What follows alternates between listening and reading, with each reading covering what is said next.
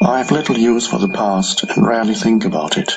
However, I would briefly like to tell you how I came to be a spiritual teacher and how this book came into existence. Until my 30th year, I lived in a state of almost continuous anxiety, interspersed with periods of suicidal depression. It feels now as if I'm talking about some past lifetime or somebody else's life. One night, not long after my 29th birthday, I woke up in the early hours with a feeling of absolute dread. I had woken up with such a feeling many times before, but this time it was more intense than it had ever been. The silence of the night, the vague outlines of the furniture in the dark room, the distant noise of a passing train, everything felt so alien, so hostile, and so utterly meaningless that it created in me a deep loathing of the world. The most loathsome thing of all, however, was my own existence. What was the point in continuing to live with this burden of misery? Why carry on with this continuous struggle?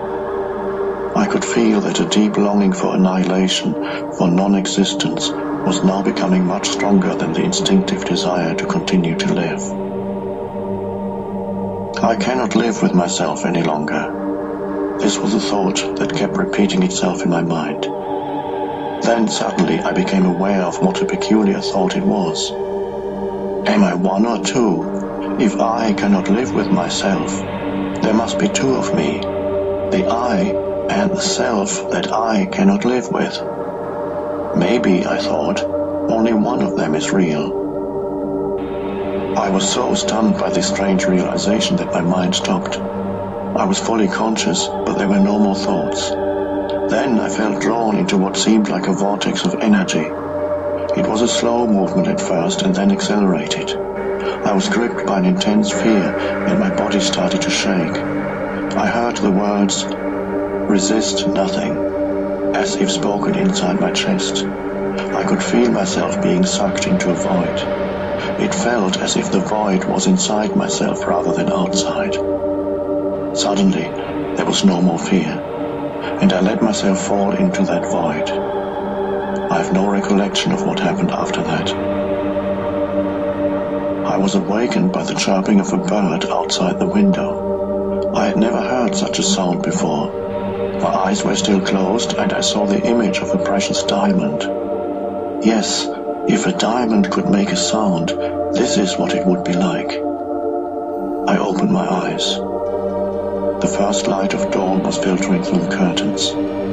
Without any thought, I knew that there's infinitely more to light than we realize. That soft luminosity filtering through the curtains was love itself. Tears came into my eyes. I got up and walked around the room. I recognized the room, and yet I knew that I had never truly seen it before. Everything was fresh and pristine, as if it had just come into existence. I picked up things, a pencil, an empty bottle, marveling at the beauty and aliveness of it all. That day I walked around the city in utter amazement at the miracle of life on earth, as if I had just been born into this world. For the next 5 months, I lived in a state of uninterrupted deep peace and bliss. After that, it diminished somewhat in intensity, or perhaps it just seemed to because it became my natural state. I could still function in the world, although I realized that nothing I ever did could possibly add anything to what I already had. I knew, of course, that something profoundly significant had happened to me, but I didn't understand it at all.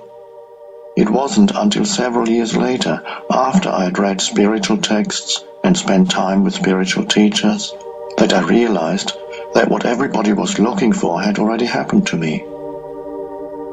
I understood that the intense pressure of suffering that night must have forced my consciousness to withdraw from its identification with the unhappy and deeply fearful self, which is ultimately a fiction of the mind. This withdrawal must have been so complete that this false suffering self immediately collapsed, just as if a plug had been pulled out of an inflatable toy. What was left then was my true nature as the ever-present I am.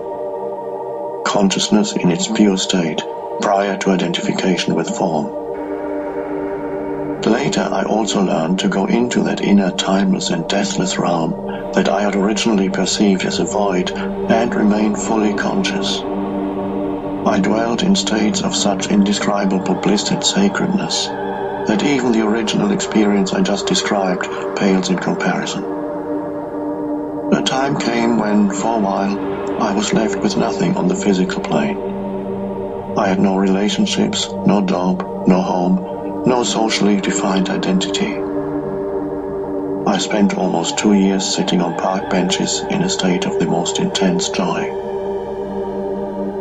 But even the most beautiful experiences come and go. More fundamental, perhaps, than any experience is the undercurrent of peace that has never left me since then. Sometimes it is very strong, almost palpable, and others can feel it too. At other times it is somewhere in the background, like a distant melody.